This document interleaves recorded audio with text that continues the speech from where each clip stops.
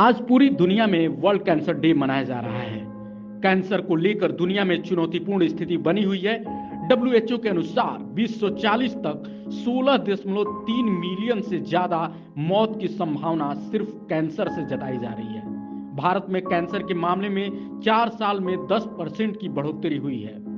ऐसे में इस समय इस कैंसर के प्रति जागरूकता की जरूरत है।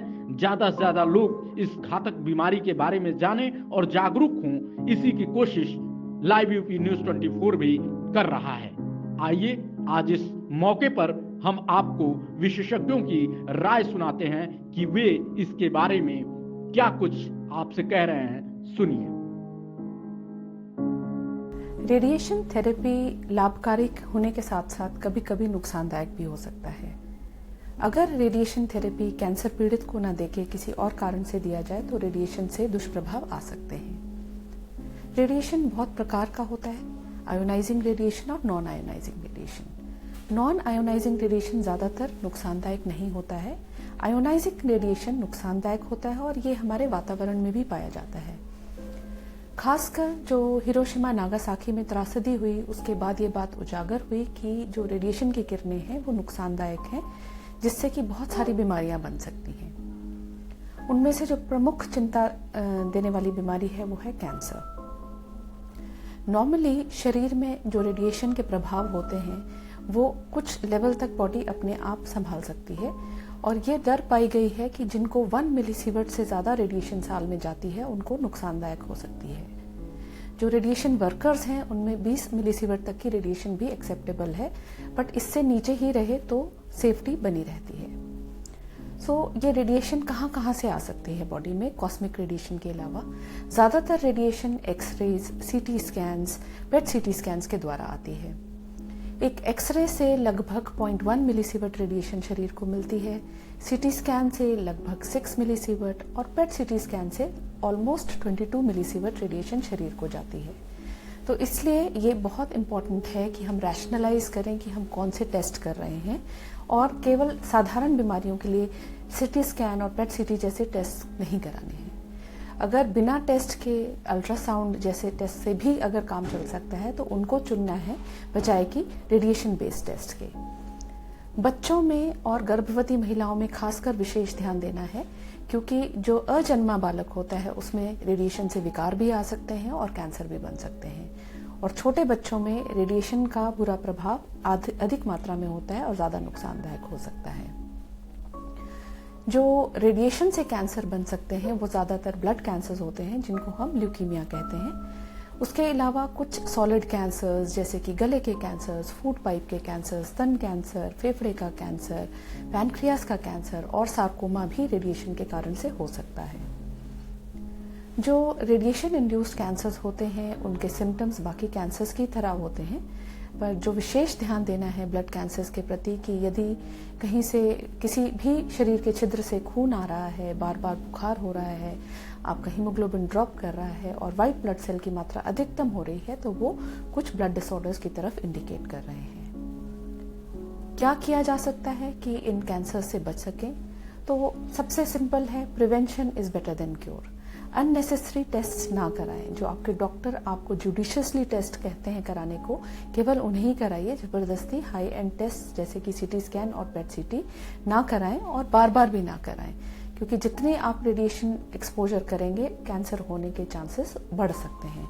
और ऐसे कोई मिनिमम रेडिएशन की डोज नहीं है जिसे हम कह सकें कि इसके नीचे कैंसर नहीं होगा।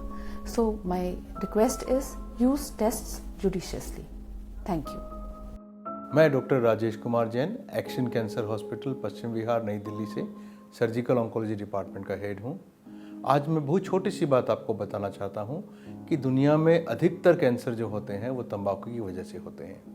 तंबाकू स्मोकलेस हो सकता है, जैसे गुटखा, पान मसाला, जर्दा, सुरती, मंजन इत्यादि, और ये स्मोक्ड रूप में भी हो सकता है, जैसे बीड़ी, सिगरेट, चिलम, सिगार, पाइप इत्यादि। ये जो तंबाकू है, ये तंबाकू का सेवन अगर हम बंद कर दें तो मेरा मानना है 30 से 40% कैंसर के केस इस दुनिया में ख़त्म हो जाएंगे। तो इसीलिए तंबाकू को ना कहो, कैंसर को ना कहो, ज़िंदगी को हाँ कहो, और आइए हम सब मिल के प्रण लें आज से हमारे देश में तंबाकू बंद, कैंसर बंद। नमस्कार। कैंसर की पहचान के लिए स्त्रियों और पुरुषों में कुछ टेस्ट एडवाइस किए जाते हैं, जिसे स्क्रीनिंग कहा जाता है। स्त्रियों में लगभग 40 साल की उम्र के ऊपर ब्रेस्ट कैंसर की पहचान के लिए स्क्रीनिंग मैमोग्राफी टेस्ट बताया जाता है, जो हर 1 से 2 साल के बीच में कराना चाहिए रेगुलरली। कैंसर सर्विक्स के लिए पैप स्मीयर एडवाइस किया जाता है, जो कि लगभग 26 या 30 साल की उम्र से शुरू होकर जब सेक्सुअली एक्टिव होते हैं हर 3 से 5 साल में कराना चाहिए और लगभग 75 वर्ष की उम्र तक इसको कराना चाहिए। इसके अलावा बड़ी आंत के कैंसर की जांच के लिए 50 साल की उम्र में हर 10 साल पे एक स्क्रीनिंग कोलोनोस्कोपी के लिए भी एडवाइस किया जाता है। कुछ पेशेंट जिनकी फैमिली हिस्ट्री होती है वो लोग उस कैंसर की हिस्ट्री के अनुरूप टेस्ट करा सकते हैं, जैसे कि ओवेरियन कैंसर में पेट का अल्ट्रासाउंड या कुछ ब्लड ट्यूमर मार्कर टेस्ट होते हैं वो करा सकते हैं। इसके अलावा अगर कोई सिम्टम होता है या कोई प्रॉब्लम लगती है जो ठीक नहीं हो रही है तो डॉक्टर से संपर्क करके उसकी एडवाइस में टेस्ट करानी चाहिए। पुरुषों में जो टेस्ट एडवाइस है वो लगभग 50 साल की उम्र में स्क्रीनिंग कोलोनोस्कोपी जो बड़ी आंत के कैंसर के लिए एडवाइस किया जाता है, और जो प्रोस्टेट कैंसर है उसके लिए डॉक्टर द्वारा एग्जामिनेशन और ब्लड टेस्ट ट्यूमर मार्कर से को एडवाइस किया जाता है। जो लोग हैवी स्मोकर रहे हैं, अधिक धूम्रपान करते हैं, उनके लिए लंग कैंसर की स्क्रीनिंग के लिए low dose CT scan test के लिए एडवाइस किया जाता है। इसके अलावा कुछ वार्निंग साइंस होते हैं, जैसे कि किसी गांठ का ठीक ना होना, कोई ब्लीडिंग होना, अपच रहना या पेट में दर्द रहना, खांसी रहना, आवाज़ में बदलाव। ये सिम्टम्स अगर ज़्यादा टाइम तक परसिस्ट कर रहे हैं तो एक ऑन्कोलॉजिस्ट से जरूर सलाह लेनी चाहिए।